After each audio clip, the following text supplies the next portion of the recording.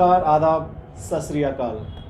मुझे पता है आप लोग सरकारी नौकरी के लिए तैयारी कर रहे हैं। कोशिश बहुत है, लेकिन फिर भी कहीं ना कहीं कुछ कमी रह जाती है।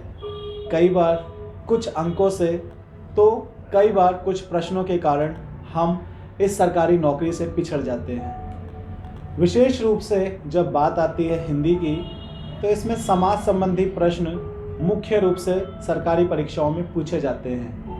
इसी दृष्टिकोण को ध्यान में रखते हुए मैं आज 50 ऐसे प्रश्नों का अभ्यास आप लोगों को कराने जा रहा हूं, जो विशेष रूप से सरकारी परीक्षाओं में पूछे ही जाते हैं। तो आइए वीडियो शुरू करते हैं। तो सबसे पहले हमारा जो शब्द है, हमारा जो समस्त पद है, वो है वातावरण। तो वातावरण का जो समास विग्रह होगा वो होगा वात के लिए आवरण। अब यदि मैं वात के लिए आवरण कह रहा हूं, तो ये कौन सा समास हुआ? ये हुआ तत्पुरुष समास। ठीक है। ठीक इसी प्रकार युद्ध विराम, तो युद्ध का इसमें क्या आ जाएगा? युद्ध का विराम। ये भी कौन सा समास है? ये भी तत्पुरुष है। तो प्रश्न जो है दोस्तों, वो अलग अलग प्रकार से पूछ लिए जाते हैं। कई बार समस्त पद देकर के उसका विग्रह कराने के लिए कहा जाता है, कई बार समस्त पद देकर के उसका समास का भेद बताने के लिए कहा जाता है। तो मैं आप लोगों के लिए यहाँ पर दोनों ही चीज़ें कर रहा हूँ। देखिए, समस्त पद है उसका मैं विग्रह कर रहा हूँ, साथ साथ समास का भेद भी बता रहा हूँ। ये ऐसे उदाहरण हैं जो पिछले 10 सालों में लगातार परीक्षाओं में पूछे गए हैं। आइए अगला उदाहरण देखें। स्वर्गारोहण अर्थात स्वर्ग को स्वर्ग के लिए आरोहण बहुत बार पूछा जाता है। के लिए जब भी आता है के लिए, तो कौन सा समास? तत्पुरुष समास। आगे चलते हैं। शताब्दी अर्थात 100 सालों का समूह। जहां पर समूह की बात की जाती है वहां पर कौन सा समास होता है? वहां पर होता है द्विगु समास। कौन सा समास होता है? द्विगु समास होता है वहां पर। ठीक है, आगे बढ़ते हैं। अष्टाध्यायी अर्थात 800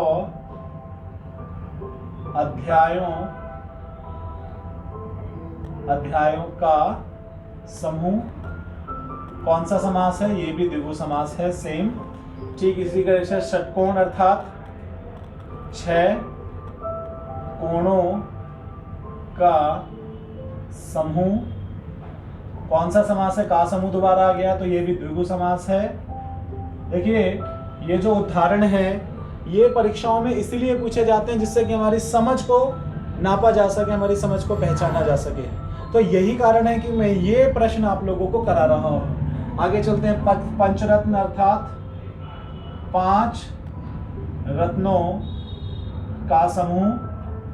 अवश्य ही आपको पता चल रहा होगा कौन सा समास है। ये भी द्विगु समास है। आगे बढ़ते हैं। छमाही 6 माहों का समूह। कौन सा समास है? अवश्य ही ये भी द्विगु समास है। ठीक है, आगे है सोमरस अर्थात सोम रूपी रस। कौन सा समास है? ये हो जाएगा कर्मधारय समास। कर्मधारय समास। इसके बाद है हस्तलिखित अर्थात हाथ से लिखित। अब हाथ से लिखित है, जहां पर भी ये आ जाता है, जहां पर भी कारक चिन्ह आ जाते हैं, परसर्ग चिन्ह आ जाते हैं, वो कौन सा समास होता है? हो जाता है तत्पुरुष। ग्रामोगत अर्थात ग्राम को गत। फिर को आ गया है, कौन सा है? तत्पुरुष। ठीक इसी प्रकार से आगे बढ़े। त्रिनेत्र, तो हम कहेंगे 3 नेत्रों का समूह। जहां पर समूह की बात आ जाती है वहां पर आ जाता है कौन सा समास? बिल्कुल सही, वहां पर आ जाता है द्विगु समास। आगे बढ़ते हैं इसी प्रकार से। सप्तऋषि अर्थात 7 ऋषियों का समूह। जब हम 7 ऋषियों की बात कर रहे हैं, समूह बार बार आ रहा है, जहां पर समूह आ जाए सीधा उठाइए और लिख दीजिए द्विगु समास। समूह या समाहार की बात आती है। आ गया चारपाई, तो हम लिखेंगे 4 पायों का समूह, समास रहेगा वही द्विगु। आगे है त्रिकोण, तो हम कहेंगे 3, त्रिनेत्र हमने लिया था, त्रिकोण आ गया, 3 नेत्रों का समूह। कौन सा समास है? ये भी रहेगा द्विगु समास। आ गया पीतांबर अर्थात पीला है जिसका अंबर। किसका अंबर होता है पीला? वो है श्री कृष्ण। और यहां पर आ जाएगा कौन सा समास? बहुव्रीहि समास। तो हम देख पा रहे हैं ये सभी उदाहरण मुख्य रूप से परीक्षाओं में पूछे जाते हैं, तो इसको आप ध्यानपूर्वक देखें, समझें, और फिर भी कोई प्रश्न है तो कमेंट करके आप जरूर पूछें। आगे नीलकंठ अर्थात नीला है जो कंठ, इसको हम कह देंगे कौन सा समास? कर्मधारय समास। ठीक इसी प्रकार आगे है महात्मा, तो हम कहेंगे महान है जो आत्मा। थोड़ा नीचे मेरे को जाना पड़ रहा है, बोर्ड थोड़ा छोटा पड़ गया हमारे लिए, इतना बड़ा बोर्ड है। महान है जो आत्मा, तो हम कहेंगे इसको महात्मा। किसको कहा जाता है महात्मा? गांधी जी को कहा जाता है। कौन सा समास होगा? बहुव्रीहि समास होगा, बहुव्रीहि समास। ठीक इसी प्रकार आगे रातों रात, तो रातों रात का हो जाएगा रात ही। थोड़ा राइटिंग मेरी बिगड़ रही है यहाँ पे, रात ही रात में, तो ये कौन सा समास है? ये है अव्ययी भाव समास, अव्ययी भाव समास। लास्ट है हमारा कमल नयन, कमल के समान नयन इसका सही उत्तर होगा। और कमल के समान जब भी समानता दर्शाई जाती है तो उपमेय उपमान आ जाता है और वहां पर कर्मधारय समास होता है। जिन दोस्तों ने समाज संबंधी वीडियो नहीं देखी है, तो मैंने समाज संबंधी वीडियो के 3 भेद बनाए हुए हैं, आप उन तीनों भेदों को ध्यानपूर्वक पढ़िए, तो अवश्य ही आपको ये सारे उदाहरण विशेष रूप से समझ में आ जाने वाले हैं। आगे बढ़ते हैं जल्दी से। देखिए हम 20 उदाहरणों को वहां पर जल्दी जल्दी आप लोगों के लिए मैं सॉल्व कर चुका हूं। आगे है रेखांकित, इसके लिए आ जाएगा रेखा से अंकित, रेखा से अंकित। देखिए से आ गया, मैंने बताया था जहां पर भी क्या आ जाए, जहां पर भी हमें क्या दिखे, जहां पर भी हमें कारक चिन्ह नजर आ जाए, परसक चिन्ह नजर आ जाए, वहां पर होता है तत्पुरुष समास। आगे है लंबोदर अर्थात लंबा है जिसका उदर। ठीक है, जहां पर भी जिसका शब्द प्रयोग किया जाता है वहां पर आप सीधा लिखें बहुव्रीहि। ठीक है, बहुव्रीहि समास। यहां पर जिसका है श्वेतांबरी अर्थात श्वेत है जिसका अंबर। तो बताइए कौन सा समास होगा? अवश्य यहां पर जिसका है तो यहां पर भी बहुव्रीहि समास रहेगा। महाबली, महान है जो बलि, यहां पर जो आता है वहां पर कर्मधारय समास होता है, सीधा सीधा लिखिए कर्मधारय। ठीक है, क्योंकि यह विशेषता बताने का कार्य करता है कि जो बलि है वह महान है। राजकुमार, राजा का कुमार। देखिए का परसर्ग आ गया है, कारक चिन्ह है, ये भी कौन सा समास होगा? सीधा सीधा तत्पुरुष। बहुत बढ़िया, आप समझने लगे हैं, मुझे पता है आप लोगों को समझ में आ रही हैं चीजें धीरे धीरे। चौराहा हम कहेंगे 4 राहों का समूह। कौन सा समास होगा? जहां पर समूह आता है, मैंने यहां पे बताया था, जहां पर समूह आता है वो आ जाता है द्विगु समास। ठीक है, द्विगु आ गया यहाँ पे।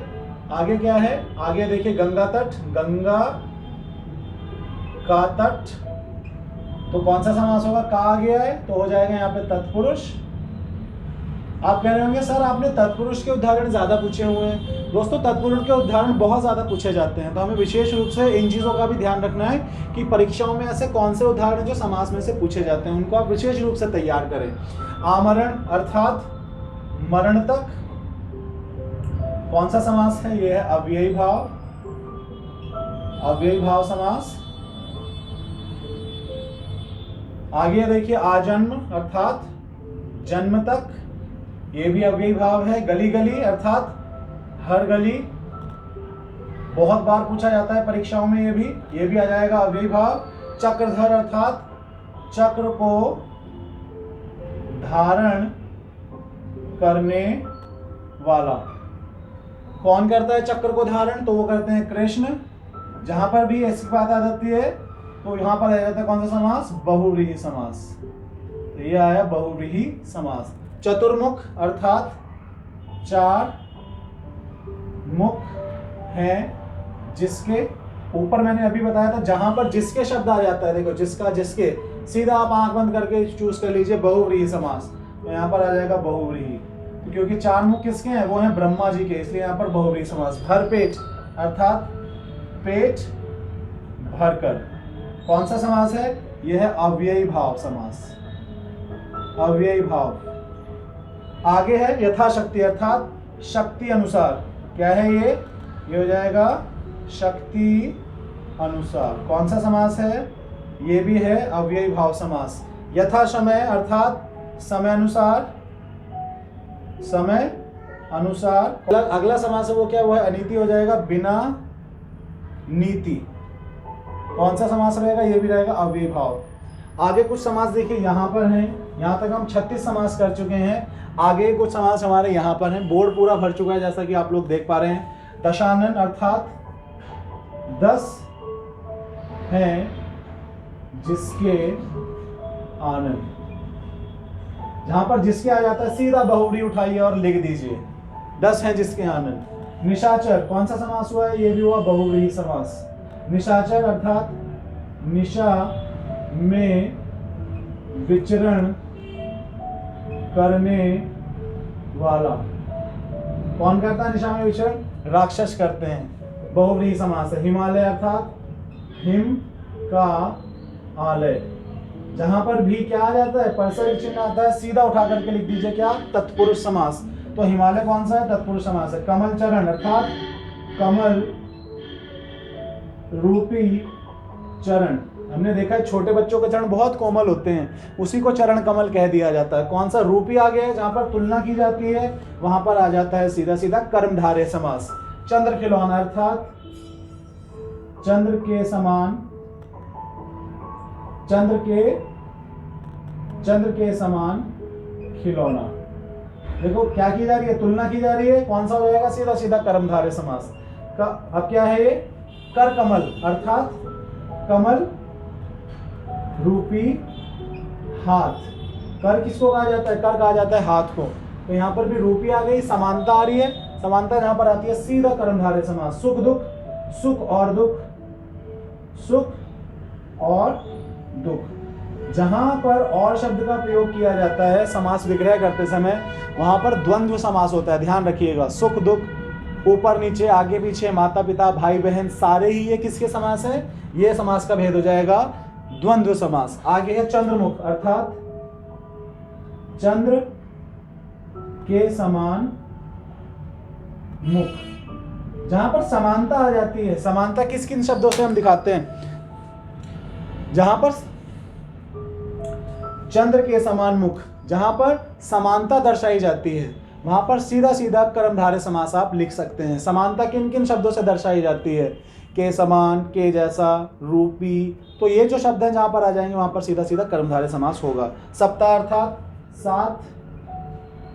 7 दिनों का समूह। समूह आ गया, जहां पर समूह आ जाए सीधा आप लिख दीजिए द्विगु समास। आंख बंद करके लिख दीजिए द्विगु, कोई नंबर नहीं काटने वाला है। द्विगु समास। अभी देखिए मेरे माथे पर टीका लगा हुआ है, किस चीज के लिए? नवरात्र, है ना? नवरात्रि हम कर रहे हैं, तो यहां पर क्या होगा इसका विग्रह? 9 रात्रियों का समूह। समूह आ गया, कौन सा समास है? द्विगु समास हो जाएगा। ये हमारा हुआ 47। अब हम 4 यहां पर ले लेंगे। 46 तक हमने वहां पर कर लिया है। 47 हमारा हो जाएगा कौन सा?